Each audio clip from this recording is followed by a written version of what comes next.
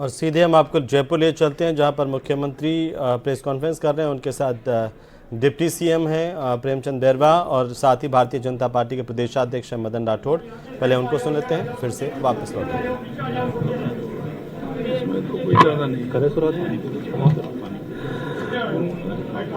आज के इस सभागार में प्रेस कॉन्फ्रेंस के दौरान राजस्थान के माननीय मुख्यमंत्री आदरणीय भजनलाल जी शर्मा जी, राजस्थान भाजपा के प्रदेशाध्यक्ष माननीय श्री मदन राठौड़ जी, राजस्थान सरकार के उप मुख्यमंत्री माननीय प्रेमचंद्र बैरवा जी, भाजपा मीडिया के प्रदेश संयोजक श्री प्रमोद वशिष्ठ जी एवं पधारे हुए समस्त पत्रकार बंधुओं, आज की प्रेस ब्रीफिंग के लिए मैं एक ऐसे राजस्थान की शख्सियत को आमंत्रित करना चाहता हूं जिनके मजबूत नेतृत्व में पहली बार किसी सरकार ने अपने घोषणा पत्र की 50% से अधिक घोषणाएं एक ही वर्ष में पूरी कर ली।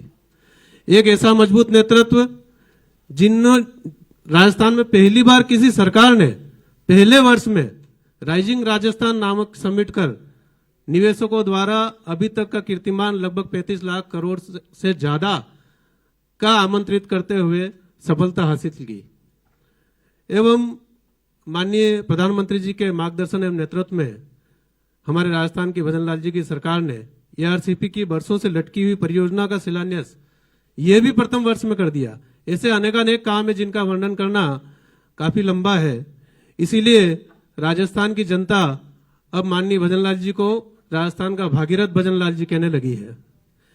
मैं बहुत ही बड़े आदर और सम्मान के साथ माननीय मुख्यमंत्री आदरणीय भजनलाल जी शर्मा जी को प्रेस ब्रीफिंग के लिए आमंत्रित करता हूं। माननीय मुख्यमंत्री जी।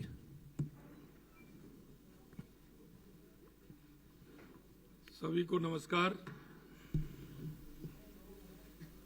आज की इस प्रेस में माननीय हमारे प्रदेश के अध्यक्ष सम्माननीय मदन राठौड़ जी, कैबिनेट में मेरे साथी उप मुख्यमंत्री प्रेमचंद बैरवा जी, हमारे मीडिया के संयोजक भाई वशिष्ठ जी, पिंकेश जी, सभी मेरे पत्रकार भाई और बहनों, आपने देखा होगा एक विषय है जिसमें चाहे दिल्ली में विपक्ष हो चाहे राजस्थान में विपक्ष हो, जो विपक्ष की भूमिका उनको निभानी चाहिए, विपक्ष उस भूमिका को नहीं निभा पा रहा है। और उन्होंने आज आपने देखो अगर जिस मुद्दे को लेकर के वो चल रहे हैं, यह मुद्दा तो आपको आजादी के बाद ही लेना चाहिए था, लेकिन आपने देखा होगा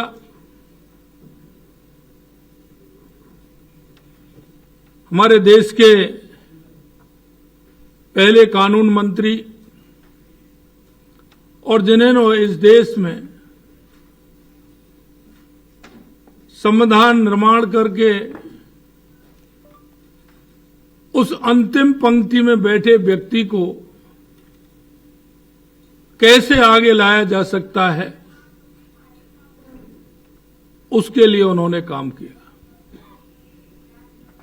हम बाबा साहब भीमराव अंबेडकर जी, डॉक्टर श्यामा प्रसाद मुखर्जी जी और पंडित दीनदयाल उपाध्याय जी के अंत्योदय को लेकर के हमारी पार्टी और हमारी सरकार उसे लेकर के चलती है। और ये सारी बातें मैं आपको इसलिए कहना चाह रहा हूं कि 2014 के बाद देश के यशस्वी प्रधानमंत्री नरेंद्र मोदी जी ने गरीब कल्याण की परिभाषा बदलने का काम किया है। आपने देखा होगा बाबा साहब के विजन को लेकर के हमेशा हम पार्टी के अंदर या केंद्र में हो या किसी प्रदेश में हो, हमारी सरकारें बाबा साहब के अंत्योदय को लेकर के चलती है। मैं कहना चाहता हूं कि आज कांग्रेस जिस तरह का ढोंग कर रही है, मैं कहना चाहता हूं कि कांग्रेस ने बाबा साहब को कितना अपमानित किया, उनका मजाक उड़ाया। उन्होंने कानून मंत्री पद से इस्तीफा दिया। इस्तीफा दिया नहीं, इस्तीफा लिया गया था। मैं कांग्रेस के उन लोगों से कहना चाहता हूं कि जरा वो बाबा साहब के उस इस्तीफे की कॉपी प्रेषित करें। बाबा साहब ने उसमें क्या लिखा, उनकी पीड़ा क्या थी। उनका 1952 का चुनाव कांग्रेस ने टिकट क्यों नहीं दिया, 1954 में भी नहीं दिया। बाबा साहब चुनाव लड़े तो उनका विरोध किया। देश की जनता इन सवालों का जवाब चाहती है। और आपने देखा होगा कि उन्होंने नेहरू, इंदिरा, संजय गांधी, राजीव गांधी के इस देश के अंदर कितने स्मारक, कितनी उनके नाम से योजनाएं, जिन्होंने इस देश को संविधान दिया, इस देश के उत्थान की बात की। आपने उनको क्या दिया, ये जरा अपने गलेबान में झांक करके देखिए। मैं आपके माध्यम से कहना चाहता हूं, मंत्री पद से जो बाबा साहब ने इस्तीफा देने को मजबूर किया, इस्तीफे के बाद सदन में बोलने तक नहीं दिया, क्योंकि सदन सबका है, लेकिन बाबा साहब को बोलने नहीं दिया। मैं कहना चाहता हूं कि उनका जो इस्तीफा था उसको जरा बताएं। बाबा साहब अम्बेडकरी कैबिनेट में ना रहने की खुशी भी जाहिर की थी। जरा वो पत्र तो लोगों को दिखाएं जो नेहरू जी ने एडविना माउंटबेटन को पत्र लिख करके कहा था। भाई ऐसी कौन सी खुशी आपको हुई जो आपने खुशी का इजहार किया। जैसा मैंने कहा 1952 1954 में उपचुनाव में हराया।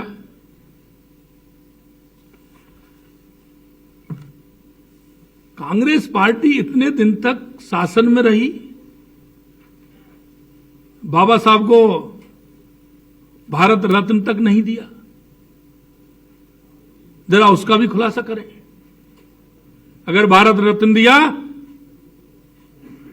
तो हमारे पूर्व प्रधानमंत्री अटल बिहारी वाजपेयी जी सरकार में शामिल थे और माननीय अटल बिहारी वाजपेयी जी ने बाबा साहब को भारत रत्न दिलाने का काम किया।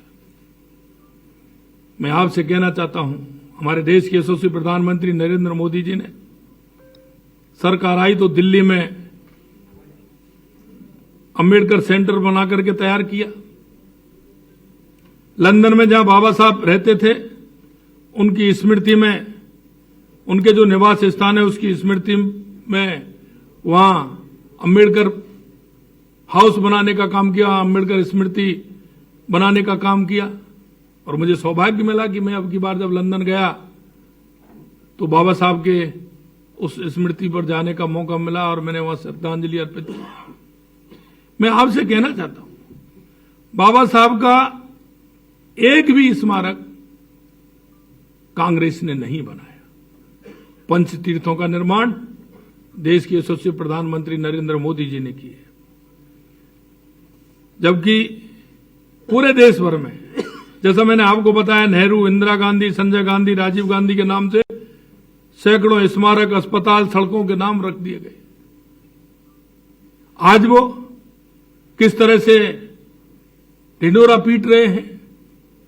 भाई आपको देश की जनता ने नकार दिया, आप देश की जनता के साथ आपने कितना धोखा किया। कांग्रेस ने हमेशा झूठ और लूट का सहारा लिया। कांग्रेस ने हमेशा जाति धर्म की राजनीति की। कांग्रेस ने हमेशा भ्रष्टाचार की राजनीति की। मैं कहना चाहता हूं, आपने देखा होगा संसद के अंदर किस तरह से राहुल गांधी ने धक्का मुक्की कर सांसदों को गिरा दिया। मान सकते हैं आप युवा हैं,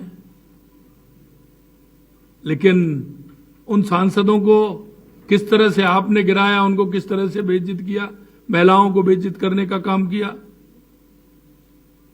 मैं कांग्रेस पार्टी से इतना कहना चाहता हूं कि वो कुछ तो शर्म करें। देश का संविधान जिन्होंने, सामाजिक अधिकार जिन्होंने सशक्त बनाने का काम किया, आप उनके नाम से जिस तरह से काम कर रहे हैं, ये ठीक नहीं है। और इसमें अगर आपको करना है तो बाबा साहब देश के महानायक हैं, उनको बीच में लाने की कहां आवश्यकता पड़ रही। लेकिन जिस तरह से कांग्रेस कर रही है, तोड़ मरोड़ करके, माननीय हमारे गृह मंत्री जी के उस भाषण को किस तरह से कर रही है, आपने भी देखा होगा, उससे पहले भी देखा होगा, बाद में भी देखा होगा। लेकिन मैं कहना चाहता हूं कि एक छोटे से अंश को प्रेरित करना, ये शर्मनाक बात है। मैं इतना कहना चाहता हूं कि कांग्रेस जिस तरह से, क्योंकि उसके पास कोई मुद्दा नहीं है, कांग्रेस ने कभी देश के विकास की बात नहीं की, अंतिम पंक्ति में खड़े व्यक्ति की बात नहीं की। कांग्रेस हमेशा बात करती है तो जैसा मैंने कहा, झूठ और लूट और भ्रष्टाचार की बात करती है। और एक इनकी आदत में आ गया है, कांग्रेस बिना सत्ता के नहीं रह सकती, सत्ता लोलुप है। एन केन प्रकार वो सत्ता को काबिज भी रहना चाहती है और सत्ता के बिना नहीं रह सकती। उसका अंदर का बड़ा दर्द है, क्योंकि उन्होंने जिस तरह से सत्ता का दुरुपयोग किया है, देश की जनता ने उसका जवाब उनको दिया है। और मैं कहना चाहता हूं, देश की जनता ये सारा कुछ देख रही है। आने वाले समय में जनता इसका भी जवाब देगी। मैं आपके माध्यम से यही कहना चाहता हूं कि बाबा साहब भीमराव अम्बेडकर जी जैसे महापुरुष को इस तरह से आप जो राजनीतिक के उसमें ला रहे हैं, ये ठीक नहीं है। बाबा साहब हमारे सर्वोच्च हैं, वो हमारे नायक हैं, कहूं तो महानायक हैं। बाबा साहब ने इस राष्ट्र को दिशा देने का काम किया है।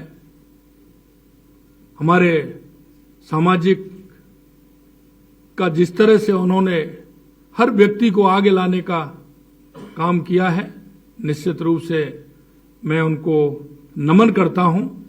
और मैं कहना चाहता हूं कि भारतीय जनता पार्टी की सरकार या केंद्र में हो या राज्य में हो, बाबा साहब के बताए हुए रास्ते पर भारतीय जनता पार्टी हमारी चल रही है।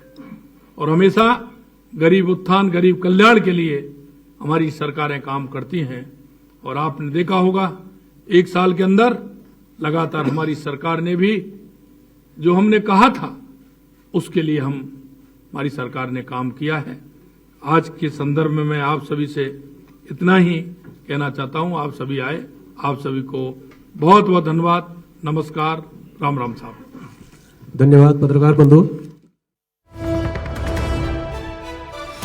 और इसी बीच बड़ी खबर बता दें राजधानी जयपुर से, जहां पर सीएम भजनलाल शर्मा ने कांग्रेस पार्टी पर आरोप लगाए हैं कि बाबा साहब को भारत रत्न कांग्रेस पार्टी ने नहीं दिया। उन्होंने कहा कि जो पंच तीर्थ हैं, बाबा साहब जहाँ जहाँ रहे उन स्थानों पर भी कोई स्मारक कांग्रेस के राज में नहीं बना, और बीजेपी की सरकार जब आई तो पंच तीर्थ बनाए गए। और उन्होंने अपनी विदेश यात्रा का जिक्र भी किया, कहा कि वहाँ पर जहाँ विदेश में बाबा साहब पढ़े वहाँ पर उनके घर को भी बीजेपी की सरकार ने एक स्मारक में तब्दील किया और वहाँ पर उन्हें जाने का अवसर मिला।